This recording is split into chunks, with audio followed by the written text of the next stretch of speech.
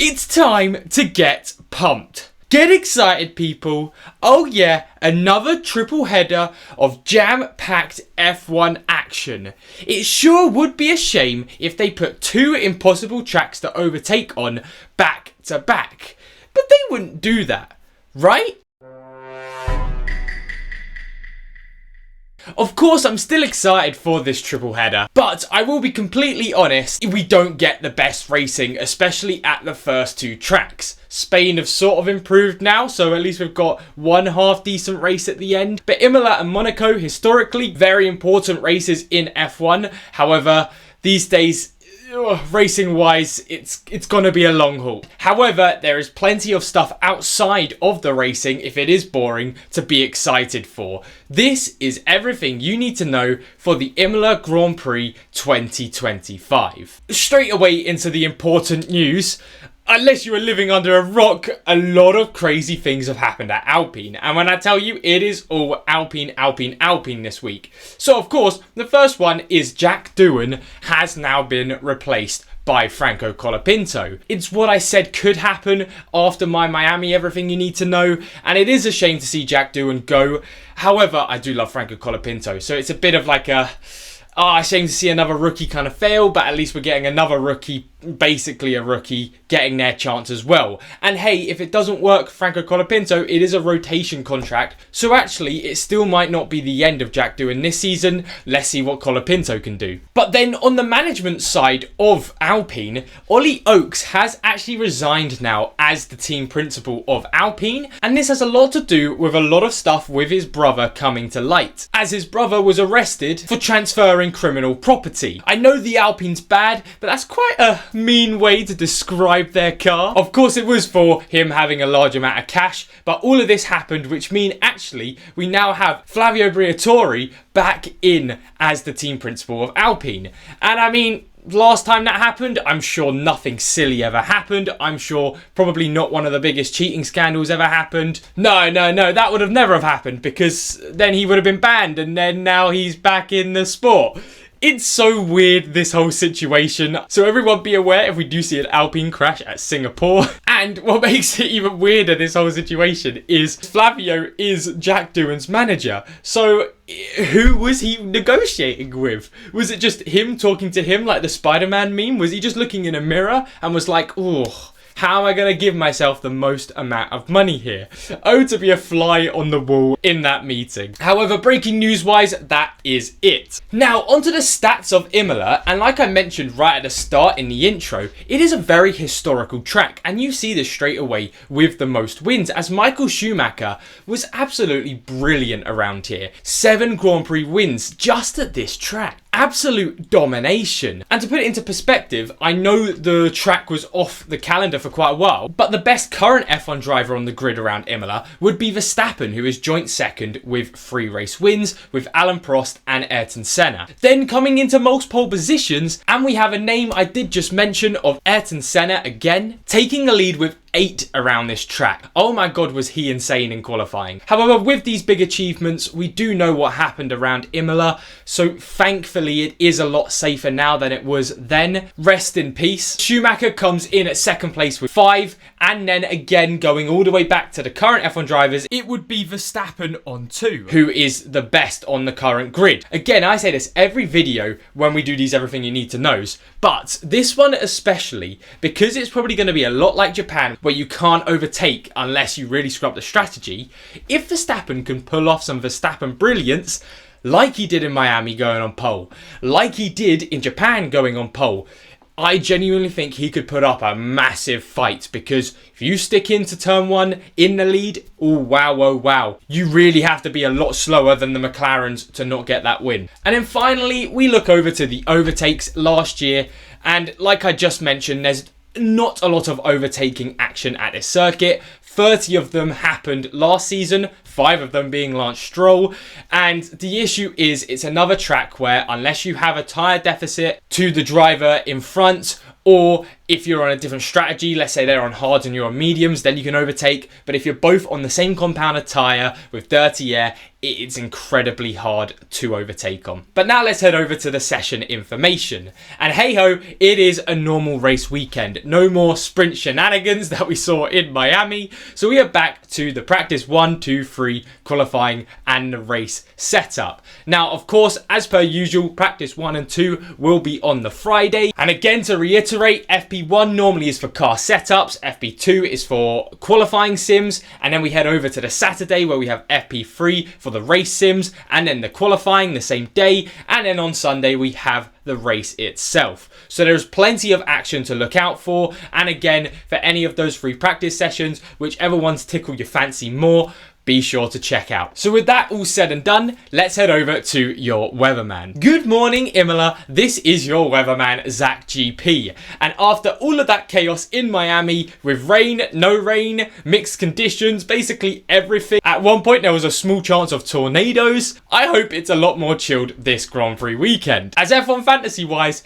this is killing me. It's making picking your teams and using your chips an absolute nightmare. And hey, luckily on the Friday, my prayers seem to have been answered, as it doesn't look like there's going to be any rain heading into FP1 or FP2, with clear skies throughout the full day, with highs around the 18-19 degree mark. So it's actually going to be a little bit cooler. Again, will we see Mercedes do a little bit better in these conditions? I think so. And then on the Saturday, it looks very similar. However, it will be a slight increase in temperature, around 20 to 21 degrees during the day, where qualifying and FP3 will be taking place. However, we can never get away with everything, as then come into the Sunday, it's a low chance at the minute of the rain. However, it is still there. It just can't go away. Now at the minute, it's around 10 to 30%. And I mean, hey, now while editing, it's now gone up to 52%. This is crazy. We genuinely could get another wet race this season.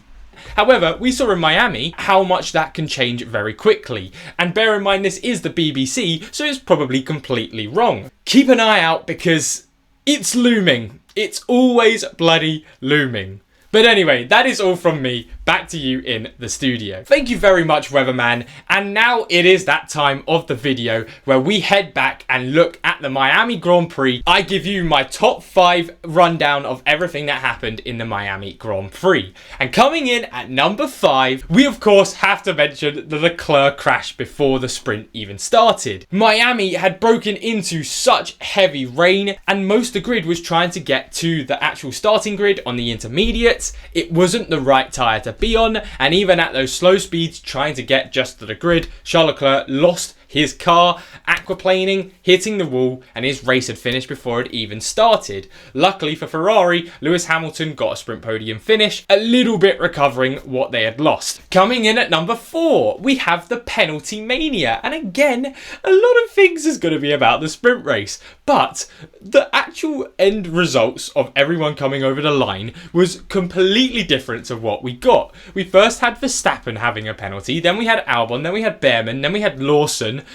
It was just everyone getting penalties. I don't think I knew the actual result, basically, until we were looking at the race the next day. Then coming in at number 3, we have Norris, again getting lucky with safety cars in Miami. He loves his little bit of luck in Miami. Now again, it was just a sprint race this time. I think I'm in that agreement as well, where he probably would have been able to get past Piastri going into that straight if Piastri didn't cut the corner. However, it then meant that Piastri went into the pits first, Norris stayed out one more lap, Alonso and Lawson crashed, calling out the safety car. Norris comes in, gets a free pit stop, he comes out first place, and he crosses the line in first. Then in at number 2, we have Kimi Antonelli's terrible luck around the Miami circuit. He looked so good, especially on the qualifyings, the sprint quali and the actual qualifying, getting sprint pole position. However, in the race, it didn't work out the best, as Verstappen, again, wasn't his fault, but Red Bull, another pit stop issue, let him go while Antonelli was trying to come in, and they collided, meaning Antonelli couldn't actually go into his pit. He had to go around again and then take another pit, completely getting him out of the points until the penalties. Considering he should have been around the top 3, it was such a shame to see. And then finally, at number 1, we had a Piastri masterclass. I think a lot of people had written him off for the race win when he had qualified P4. However, he had showed the composure composure of a champion, was able to overtake Verstappen quite quickly, and then Lando Norris had a little bit more issues, losing a lot of time, and with Norris and Piastri having very similar pace, it then meant Piastri would come over the line in first place, now with a 16-point gap in the championship, hitting the best griddy I think I have ever seen. And that meant Oscar Piastri finished the race in first place, Lando Norris second, with George Russell in third. How George Russell got into third place, you might ask? Well, if there's a double McLaren podium, he has to be there. It is the new Hamilton Bottas Verstappen. But now with the rundown complete, let's head over to my predictions. And straight away, we need to talk about my forfeit prediction. Now, last Grand Prix weekend, I got away with it. Lando Norris did win the sprint race, which is enough for me to not have had to do the Spice bloody Wheel of Death. I wasn't much looking forward to that. Like I said, it would have been absolutely terrible and I would have been in agony, probably tummy aches for the next 2-3 days. I'm so lucky that he just got the sprint race win. However, this time around, I've gone for something quite different. I don't think I've done a forfeit prediction like this before. This time, I have gone Ferrari's home Grand Prix, the first of two, so I thought I'd have to do something with Ferrari. However, I don't believe they're going to get a podium, so that was off the cards. If Ferrari get a single DNF, DSQ, or penalty at this Grand Prix weekend, it could be practice, it could be qualifying, it could be the race, no matter what it is, I will have to do a mystery blended drink. So if you have seen it before, I will be blindfolded, I will say yes and no to a few questions with some ingredients in front of me, I'll put it in and I'll have to drink, depending on how big it is, the whole thing. I'll try to drink the whole thing, but if there's stuff like mayo again in it,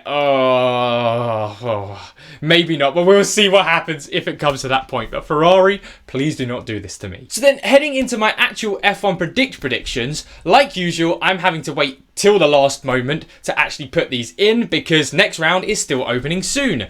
How long does it take to think of how many questions are there? 6 to 8? And I mean, even last Grand Prix weekend, they cocked it up with that Hamilton question. But oh well, you're about to see me in 5 seconds. Probably tomorrow, as the day it's Tuesday, on Wednesday, giving you my predictions. So, it is 12 o'clock and the predictions are live. I've been checking every hour to see if they've updated, and they have officially done that. So, my predictions this week, I am going quite bold, and I'm really going to ride this train of thinking Imola, hard to overtake on, very much could see Verstappen back in play. And the reason why I do like this as well is because my top three here, Verstappen, Norris, Piastri, if it did happen like this, then the championship would get very much close again. And I 100% believe this could happen. Then for pole position, like I mentioned, I really do think whoever gets pole position here will win the race. And with how good Max is getting those pole positions, if anyone's going to do it who isn't a McLaren driver, it would be Max Verstappen. Then on question 3, it asks about both the Williams boys, and I think Alex Albon, his form speaks for himself. I have to put him qualifying higher, and I'm so adamant on this, I've even put the 2 times on Albon to do this. Then for how far Kimi Antonelli will get, I've gone for the top 10. I think with both McLarens and potentially 1 or 2 of the Ferraris back in play,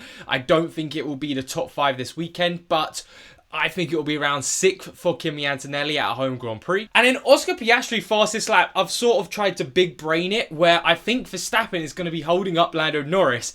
And if we have Oscar Piastri in third place, either he could try a different strategy, or he will have enough clean air just to put in an actual true time that the McLarens could do before catching up to Verstappen and Norris. So that's why I've gone for him. Then for question 6, I've gone for Franco Colapinto. I think he'll start his Alpine run with a brilliant race. Then I think there'll only be 1 DNF this Grand Prix. Then I have gone for under 29.5, as like I mentioned earlier in the video, there's been 30 overtakes in last season's race. However, a lot of them were when people went into the pits and were messing about on older tyres or going long. Very much could be less than 29.5 overtakes, and that's why I've gone for it. Then will there be a safety car, a virtual safety car? I've gone yes. There is no real technical reason for this. I just think when that 1 DNF will happen, maybe it will bring out a virtual safety car. And then finally, it's quite an easy option for me who will be ahead in the standings. I think Alpine will get 1 or 2 points this Grand Prix weekend, and with how bad Sauber really are, unless there's a bit of rain, we'll see if there is, I do think Alpine have this in the bag. But anyway, those are my F1 predictions.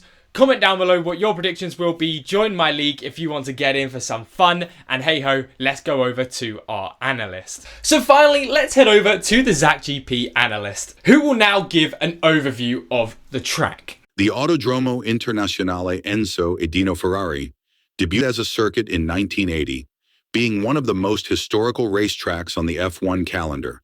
There are 63 laps, one DRS zone, and one area to overtake, so qualifying is key around here, meaning we could potentially get another surprise winner if anyone can hold it to the McLarens. Thank you very much, Bear, and that is everything that you need to know for the Imola Grand Prix. Now, as per usual, keep an eye on the latest coming out of the F1 app or the website for any news, if we see any special liveries or if any drivers will be swapping in FP1.